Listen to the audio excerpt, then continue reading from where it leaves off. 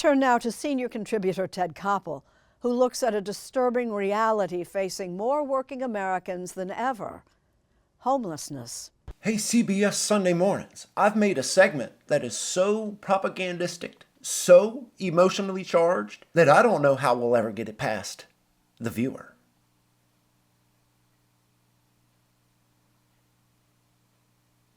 Call Ted Koppel.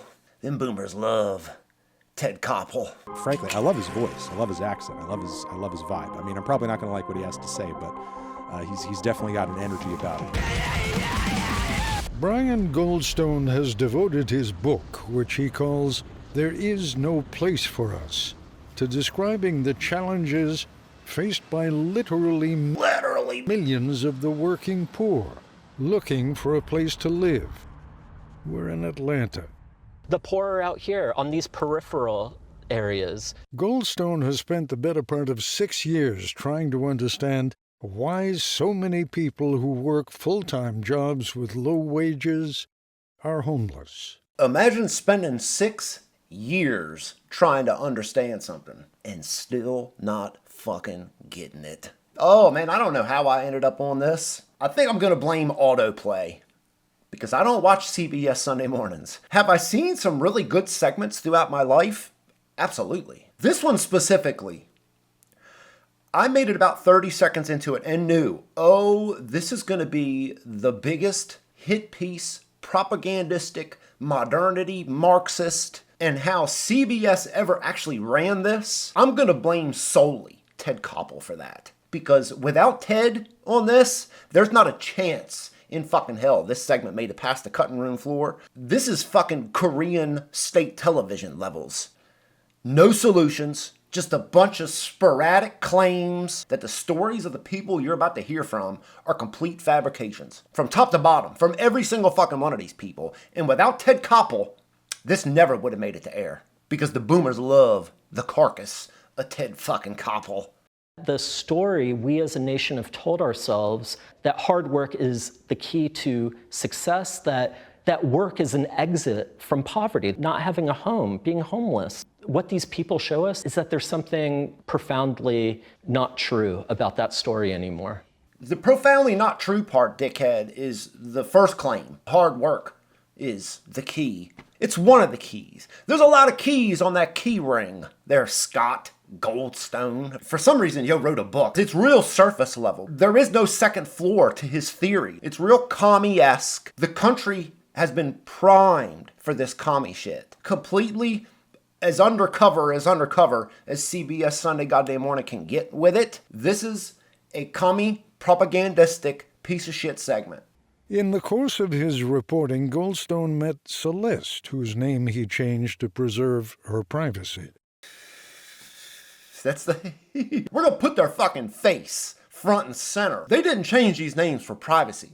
They changed these names so you can't do no background checks on any of them. They're gonna allow them to make the narrative of why they are where they are, and they'll just repeat the claims they made as if it's evidence or truth, the bullshit these people are claiming. So you didn't change the name for privacy, Ted fucking Koppel. Celeste has been known to work 2 and 3 jobs at a time to support her 8 children. 8. Bro, if you got 8 kids, you're not working 2 or 3 fucking jobs. At least on your own here, folks. You're getting a lot of help from the state. Probably the feds as well. Ugh, I could make this video 3 hours long. Every fucking sentence of this shit. 8 fucking kids. All but 1 are now adults. She's inspected boxes at a warehouse, worked at a fast food restaurant, even sold plates of food from her room. Is that chicken nuggets, corn, and shredded cheese? Holy fucking shit. Shakes. She is resourceful. Oh, God, resourceful is she? That chicken nugget, corn, and shredded cheese on a tortilla? Who the fuck is buying that shit? God damn. Bro, they ended up at a goddamn soup kitchen, and that's what they was serving. Wouldn't be coming back for seconds. What Celeste doesn't have is a passing credit score. I could have the most money, but if my credit score is in a 700, then you don't want me and your property. I wouldn't want nobody in my property with 8 fucking kids either. Shorty, if you got the most money in the world, your goddamn credit score would be good. How they didn't like cut half of the shit that they're gonna say out of this. The standards have been completely forgotten about, and you could just say whatever the fuck you want, as long as in the end it comes across as pro-commie Marxist modernity bullshit. What totally destroyed her credit score was when an ex-boyfriend set fire to the home that she and her children were renting.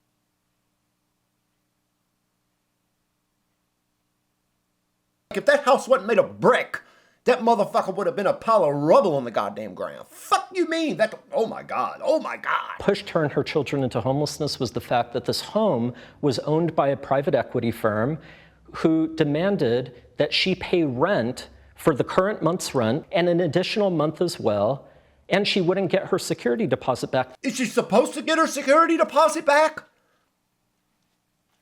When I heard that, I'm like, hold up, hold the fuck up. Bro, if I rented you my house, me, my own self, not a private equity firm, not a realtor, not a nothing. If I'm renting you my motherfucking house and you burn that bitch down, you're not getting your fucking security deposit back. You're gonna owe me money. You will fucking owe me goddamn money. This was to break the lease on this home that had burned down. The sheriff put an eviction notice in the mailbox of the uninhabitable house.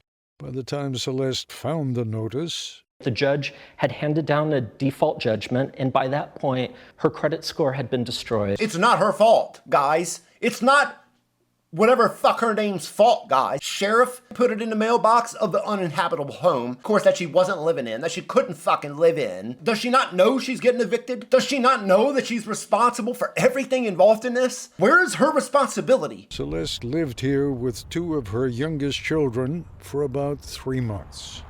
Now, what were you paying here? $520 a week. About $75 a day? Yeah. And that's only if you book online now. If you don't book online and you have to pay them cash at the window, then you're paying the $80 a day. So you're getting a deal, right? You don't have to fucking stay there. That's your choice. There's a million fucking things along the way that like put Shorty in his predicament. It's somehow like the private equity firm's responsibility of why this woman should be in here. Go find this video, read all the comments under it. Oh, Congress should pass laws that make rent control. That's who these people are playing to. A couple tears, a couple sad stories. Now, what's the solution here, huh? There's somebody out there with a whole lot more than us. They shouldn't have it because there's people who don't have nothing. It's not her fault. It's never her fucking fault. Over the years, Celeste has lived in about half a dozen extended stays like this. Extended stay. That sounds so elegant, doesn't it? It does. No, it doesn't. This dude's a fucking idiot. He's a fucking idiot. It sounds elegant, doesn't it? No, it doesn't. Tell me what's wrong with the slogan. It's a trap. A lot of the places are substandard. Don't fucking stay there. Nobody ever seen a fucking episode of goddamn Judge Judy? Go some goddamn where else. Figure something else out. Move. Get the fuck out of whatever town or city you're actually fucking in. Walk if you gotta. Get yourself a dumbass wagon. Put all them kids in it and fucking go some goddamn where else. The beauty of all of it, Shorty said that she got 8 kids. 7 of them are now adults. And not a one of them is worried about trying to help his mother. Not one of them. Not a single fucking child that has reached adulthood is now trying to help their mother. And if you haven't thought of that, like, you shouldn't be making too many decisions about any fucking thing. That's why everything's fucked up as it is now. There were many nights that I just was on my hands and knees, praying and believing that God made me a promise. Is God speaking to you? Which God? Whose God? And I was going to do my part because I knew he was going to do his. If God's making you promises, it might not be God. It might be you. It might be your subconscious telling yourself that to maybe in hopes, I guess, make you feel better. God don't make too many promises. Least all to you specifically. Fucking mother of 8 goddamn children living in the extended stay, the elegant. Many of these stories are variations on a similar theme, and disproportionately they seem to impact people of color. Sure, it has nothing to do with their decision making. Looking at 2 grown-ass men in the middle of the day just sitting around in their slippers. Yo, if you could sit around and fucking TikTok all goddamn day long, you can go get a fucking job. You can go do something before, like, yo, like, I'm supposed to somehow feel bad for these people. Figure it the fuck out, Ted Koppel. Huh? Give them some of your check, huh? Why don't you? Rhea, for example, has 4 children.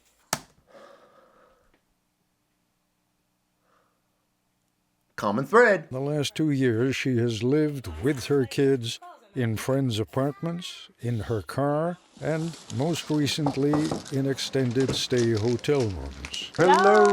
This is where we stay. It ain't a hell of a lot of room, is it? No. No. It's a fucking hotel, bro. They're not made for fucking women, 4 kids, and their dog, yo. There's a million better options I could think. Go stay at a trailer park or something. Probably shelters. 100 fucking programs that they're probably taking advantage of as well. But like somehow what? We're supposed to be advocating that they get more? People who make the terrible decision to have children with men that like they're not married to. They're dating these dudes. Generally fucking no good piece of shit dudes. What are we supposed to do with them, Ted? Greedy and as crooked as these corporations and insurance agencies and all that shit are, they can't fix your fucking problems. They definitely can't fix your problem of bad decision making. Ah! There's not a single closet in the place, is there? And this is a little bathroom that we share. You, 3 of the kids? 3 of the kids sleep in the bed. 3 of the kids. And the oldest one sleeps down there. He's got the best deal of all. Yeah, I try to get one of them to sleep with him, but they don't want to. They all want to be piled in the bed with mama. Rhea has been on her own with the kids since she left a domestic violence situation with the father of her children. We take care of women who shack up with bad dudes now, too? What's the... Fucking like this little fucking 4-year-old sitting here with a fucking soda. With a soda and a phone. Bro, I can't get this fucking video out of my head of these fucking little kids at this fucking birthday party.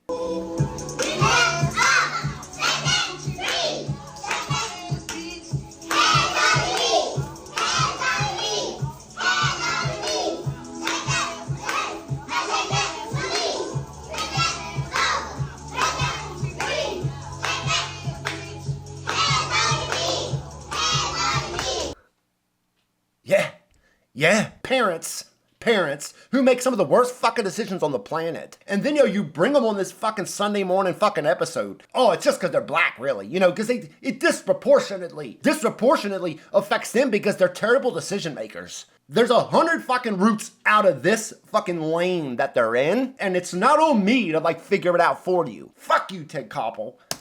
Rhea says he never abused the kids. What about you?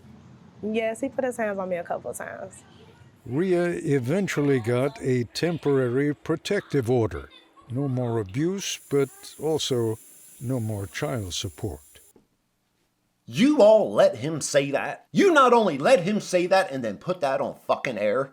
A mother puts a protective order on their child's father. That means he doesn't have to pay child support? That's insane, bro. And the fact that, they let that go to air, they think you're fucking stupid, and they will just say anything they want to you. Complete fiction, fabrication. Don't matter. He'll say it, run with it, air it. They're stupid. He's not allowed to be around me or the kids for 2 years, so I can't talk to him, his family, no one. So everything is basically on me. How can't you talk to his family? Is that included in a protective order? It's fucking not. This dude's family wanted to be a part of these children's lives. They could. It only includes that dude. Bro, this is complete fucking fiction. Complete. Shorty, you're probably not getting help from them. Probably pulling it out of my ass. If you were getting something from the father, you would get less from the state. Rhea's 20-year-old son helps where he can. As he's in bed? When the camera crew comes over? 20? Bro, he should be working right now. If he's got the energy to be awake and mom is in a real bad spot, old boy should be doing something other than what he's doing right here. Fuck out of here. I think what was so shocking is that this kind of living situation is not cheaper than an apartment. It's often double or even triple what an apartment down the street would cost. How do you explain that? When people are desperate, and those who own these properties know that there are people who are desperate, they will take advantage of that desperation. Everybody for the history of fucking since the goddamn medieval times. Motherfuckers know when people are desperate, you can take advantage of a desperate situation. What's your solution? We're gonna now tell people with their businesses, their fucking property, what they can and can't do because old mama here can't make good fucking decisions. Whole segment is just, bro, it's just like, it had me fuming. And then you bring this clown on who wrote his dumbass book. He offers nothing of substance, just general commie bullshit. And Ted's just, When we come back, the big business of homelessness. This should be good. Maybe you will get some answers here. Maybe in the next segment, we'll get some fucking answers. Spoiler alert, we don't. Homelessness has become big business. What about the government and all their subsidies, NGOs that fucking make millions off the homeless? Fucking look into LA, bro. Billions they fucking spend every goddamn year that don't help no fucking body. Their CEOs and shit fucking $500,000 a year to run them. Bro, it's all big business across the fucking board, bro. Yo, do you all just wash it up to fucking private equity firms and extended stays? They're the real problem in America, not these women and their terrible fucking decision making. Get the fuck out of here, bro. Author Brian Goldstone is introducing me to the underbelly of the hospitality business. These hotels, they don't look like much, but there is a lot of money being made off of them. Extended stay hotels that are often the last resort for low-income families with poor credit who've become homeless. It's happening in a lot of our cities, but especially here in Atlanta. Urban renewal, the renovation and improvement of mostly low-income neighborhoods, restoration, gentrification. It's all good. Unless you're one of the families being squeezed out. Fucking move. Dude, I know how cold that sounds. What makes you think, yo, you're owed to, like, live wherever you're at the rest of your life? You've lived there for 20, 30 years, and you've done nothing to make anything fucking better. These places are what they are for 1,000 reasons. For 1,000,000 fucking reasons. Far deeper than greed, which is every comment under this dumbass video. Oh, people are so greedy. Man, they're so fucking greedy. This is just the fucking system in which so much of this shit has just been convoluted and twisted, crooked and broken, and boogeyman gentrification. Why don't you fix your fucking neighborhood up then? Clean your fucking street up. Take care of your shit. Stop waiting on somebody else come take care of your shit. Why don't you fucking do it? Huh? How about that Ted Koppel? Fucking Brian goddamn Goldstone. It's the same Wall Street investors who are leading families and individuals to become homeless to begin with because they buy up the rental housing.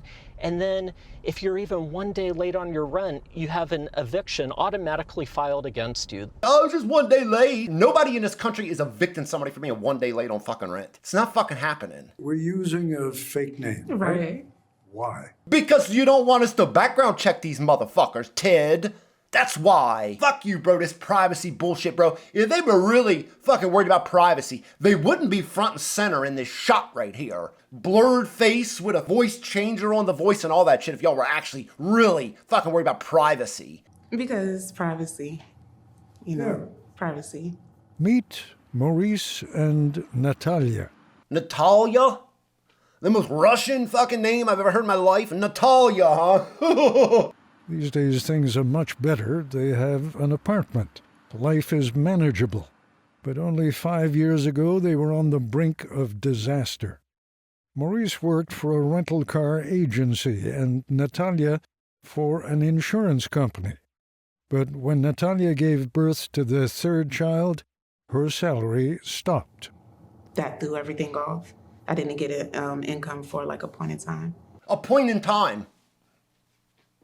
Find another fucking job. Find another fucking job, bro. And I know shit's hard. I know shit's not fucking easy. Life is hard.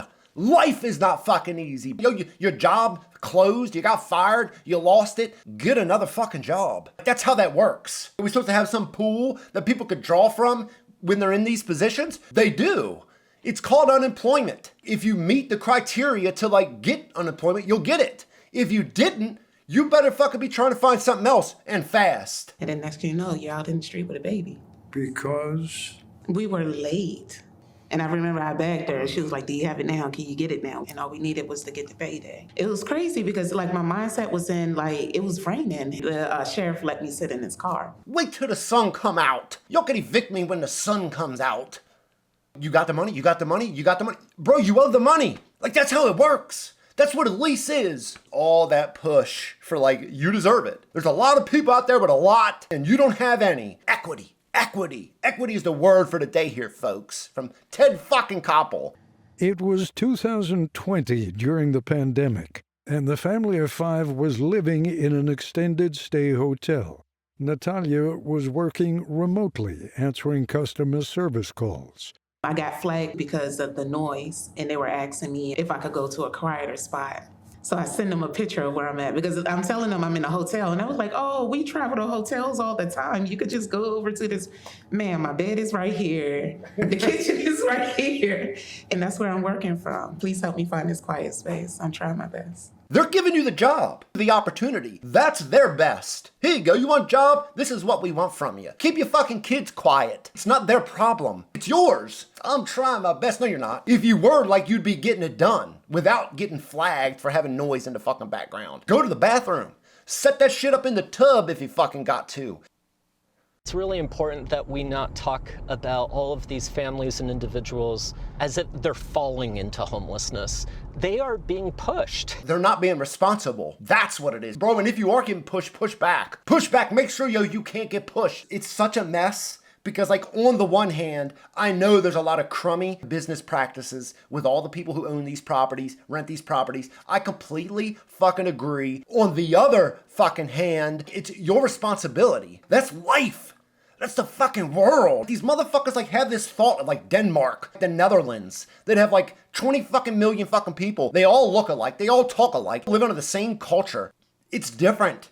It's not America. America was never built, to make sure that, you have everything that you need to be taken care of. The whole country will pick you up until, like, you get back on your feet. There's a lot of people who would take the little bit of help that they need, get back on their feet, and running. There's a big chunk of this country primed for just letting everybody else deal with it. I'm trying my best. I've done my best here. They get that help and then they never do it for themselves. I know fucking hundreds of these people, bro. Like, you're not gonna tell me that they don't exist. Fuck you, bro. Like I'm not believing none of this shit. None of this shit. This is an engineered neglect. And at every turn, there are entire business models that are set up to capitalize on their predicament. Don't use them, dickhead. You have a choice to go into these places, take a payday loan that are trying to take advantage of you. Don't use them, or just deal with it.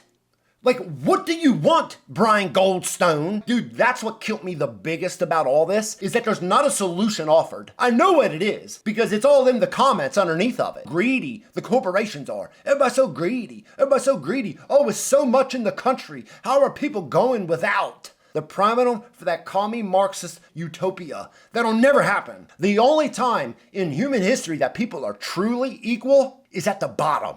That's the only place for equal. There's no such thing as equal up here. It's only down here, folks. Are you embarrassed about what happened? If I could be honest, yes. Were you not being honest this whole other time? Oh no, I'm telling you the truth. If you were truly embarrassed, like, you wouldn't be doing this. Get the fuck from out front the goddamn camera. Because remember, it's not supposed to happen to people like us. Who's us? Natalia. Who's us? We do everything that we were supposed to be doing. We tried our best, but, you still end up in a hole. Ted, we tried our best. In hell. Why isn't it supposed to happen to people like you? You're educated? Yes. Are you? Educated. Educated don't count for a whole lot no more. You start pushing half the country through college. What is your education worth? Are you using your education for a career here, Natalia? Do you owe $80,000 for that African American studies degree you got? You're educated, but you're working for an insurance company. No wonder they didn't even attempt voice a solution to any of this, because they never could have. I think it would have been pushing it too far. Boomer normies would have been like, hold up, what was this segment even about? What the fuck are we talking about here? Fuck, Natalia. You're hardworking? Yes. And we tried our best. A third! We tried our best. Literally, we fucking literally tried our best, Ted Koppel. Car is her livelihood right now, but she no longer has one of her own. So I'm actually renting a car. I'm paying $60 a day. Ted, tell her this is a terrible decision. You want to help this woman, tell her stop renting this fucking car. Go buy a fucking beater, Ford fucking Escort, 2-door piece of fucking shit for $700. There you go. Renting a fucking car for $60 a day? Tell her that's a stupid idea, Ted. For the love of God, tell her. Tell her, please. 60 Yes, a day. 60 a day. How many hours are you working before you've just paid off that day's car? If I go out there and drive for Uber after work, it'll take me probably like 2 or 3 hours. Depends on how the rides come in. Renting a car to drive for Uber.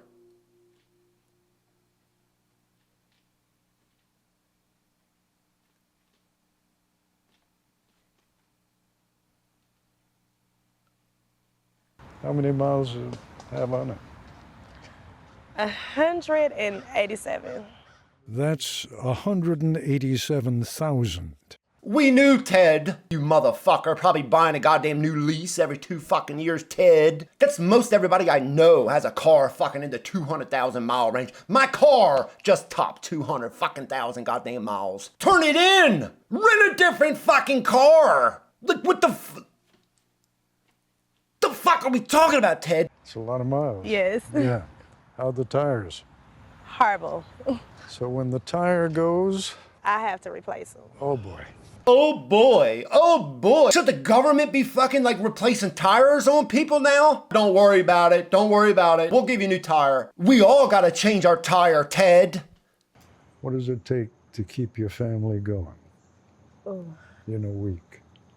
Between my room, my car, and all the other expenses, I'm pushing 12 a week. 1,200.